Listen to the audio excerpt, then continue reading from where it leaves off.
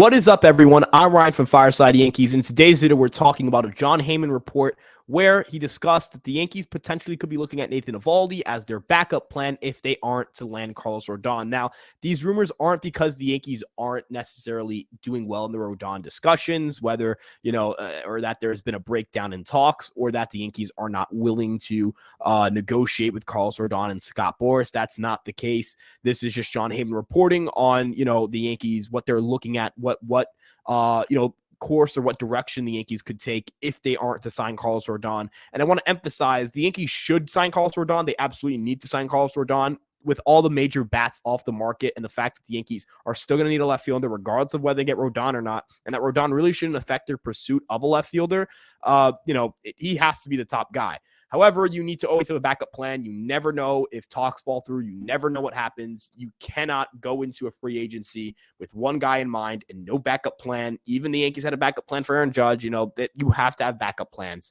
And Nathan Eovaldi serves as probably the best starter on the market in a situation where Carlos Rodon is off the market, whether that's because the Yankees signed him or because another team signed him.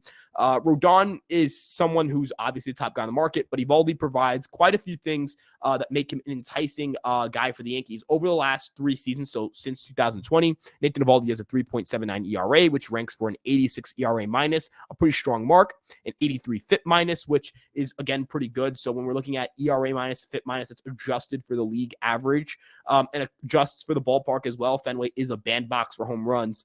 3.43 FIP, in terms of strikeout to walk percentage, 20.2%, 44.6% ground ball rate. Overall, Nathan Eovaldi is a very solid pitcher. He's a number 3 in a pretty good rotation. Probably slots in as the Yankees 4 starter. I imagine Cole, Cortez, and Severino are universally considered better starters than Eovaldi. There is some sort of toss-up. You could argue Eovaldi is a better pitcher than Montas. You could argue Montas is a better pitcher. There are concerns with Eovaldi's health. Eovaldi's a two-time Tommy John guy. He's also been someone who was injured a lot last season, lost some velocity, though his stuff was still really good, and that's because he has superb secondaries. And his four-seam fastball isn't a pitch that's traditionally, it's not a very traditional pitch in the sense that typically high velocity fastballs tend to have a lot of induced vertical break. His does not, but he still has a pretty good four-seamer when the velocity is right. Ultimately, Eovaldi's someone who's going to rely heavily on his fastball and split finger combination. The split finger is a great pitch in terms of vertical separation. It gets a ton of drop. It's a very, very elite strikeout pitch, and it has been for the most part of his career. His curveball is also a very strong pitch. The slider is a pitch that was bad this year, has been okay in years past. He's going to need to correct that. He needs that arm side or that glove side break on a pitch that's going to be highly effective against right-handed batters. Ultimately, I view Eovaldi as someone the Yankees can put into the middle of their rotation and have a pretty confident, be pretty confident in their rotation. I think that rotation would still be, maybe the second best or the best in baseball. It's a very strong staff. They do already have the foundation of what is a very strong rotation. However, the Yankees, again, it's an injury question. And not to say that the Yankees rotation is injury prone, but Montas is coming off a year we had shoulder injuries. Severino had lat issues last season. Nestor Cortez, his groin injury is notable, but I do think it was a phantom IL stint.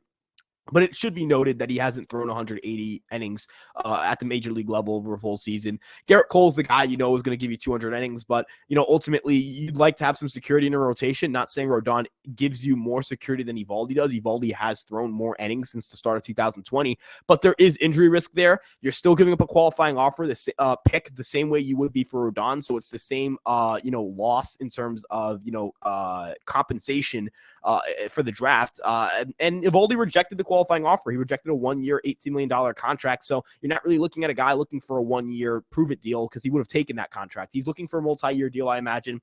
I think the Yankees could do great work with him. He's a ground ball pitcher. He's someone who gets strikeouts. He's someone who doesn't walk anyone. I think the foundation is definitely there. But ultimately, these rumors seem to be something that could be coming from the Yankees as a way to kind of nudge Boras in the right direction in terms of trying to get Boras to be a little more inclined to negotiate with the Yankees. These talks haven't stalled out because the Yankees aren't interested or because the Yankees don't like Rodon or because the Yankees are being cheap. the Yankees aren't going to bid against themselves. The Giants were a big team that was involved in the Rodon sweepstakes. They're his incumbent team. They are probably out of it after signing Sean Manaea, Ross Stripling, and most notably giving Carlos Correa $350 million, right? We've talked about Carlos Correa on the show before. That's a big contract. So maybe they're not as interested in giving him that money now that they've given Correa that money. On top of that, when you look at a guy like, when you look at other teams involved in the Rodon sweepstakes, the Dodgers seem to be avoiding kind of longer term deals. The Cardinals, I've been reported to be out of it by Katie Wu of The Athletic. They're not apparently that interested in Carlos Rodon as of right now. Things could change, obviously. And then on top of that, another team that'd be highly interested in Carlos Rodon would be the Minnesota Twins, who lost out on Carlos Correa, but they don't really invest a lot. They haven't been a team that has historically spent a lot on starting pitching. I think that's an important thing to note. It's definitely possible that we look at a team like the Twins and perhaps they've offered $285 million to Correa. Perhaps they get desperate and decide they absolutely need to get Carlos Rodon. But on top of that, just based on, previous trends, Carlos Rodon was offered a 5-year deal from the Minnesota Twins last offseason, and he rejected that. And that was because his preference is not Minnesota. He does not really seem to be interested in playing in Minnesota, playing for the Minnesota Twins. The Twins seem to be a team that is boosting Rodon's leverage.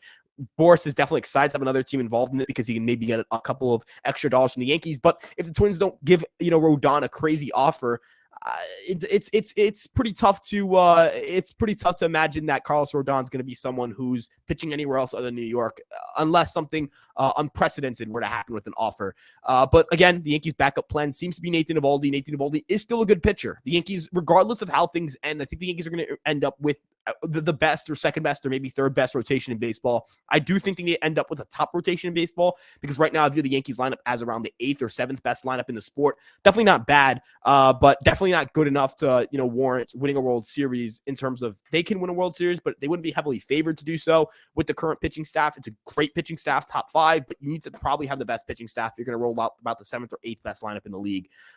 This team doesn't have a lot of holes. It's basically left field. The infield, LeMahieu's progressing pretty well per some reports through his workouts in Florida in the spring training complex. If you have LeMahieu playing third base and Torres playing second base, I think the offense is going to be fine. The defense will remain very good. That removes Donaldson from the equation. Peraza removes IKF from the equation. And while LeMahieu has injury concerns, Volpe provides some insurance.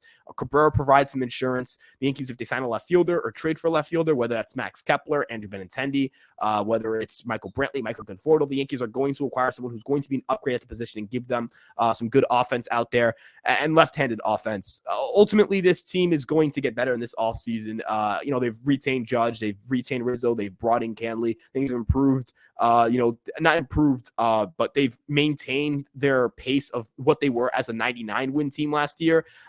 Any additions they make would be bettering what was a 99-win team. I think a lot of people forget this was a 99-win team, an American League East winning division team. This is a very good baseball team, but a team that needs to get themselves over the hump. And I don't think Eovaldi pushes them over the hump, but he is a piece that you have to at least go out and get if you fail to get Rodon.